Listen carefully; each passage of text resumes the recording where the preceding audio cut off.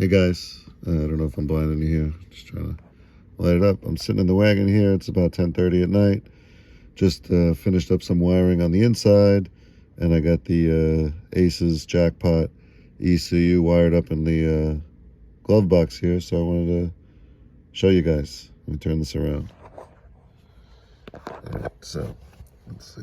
The glove box. So if you really like to curse and yell and be mad at yourself, you can mount this guy in this tiny glove box and make it nice and tight.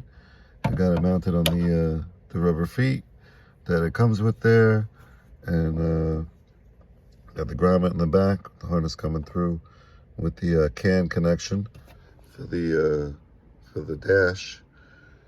And once they come out with the CAN bus splitter, my plan is to put it right there and keep the dash plugged in all the time, and then have the laptop wire that they give you coiled up right here.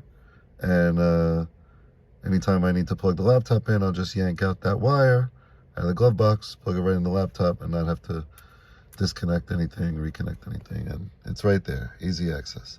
So, you know, I cursed a lot, I yelled a lot.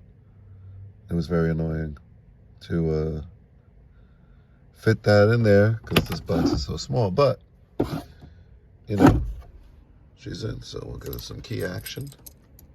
Get some lights. All right, we got boot up.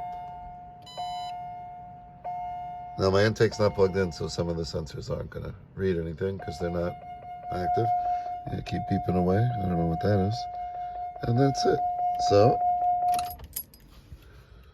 there we go. Installed.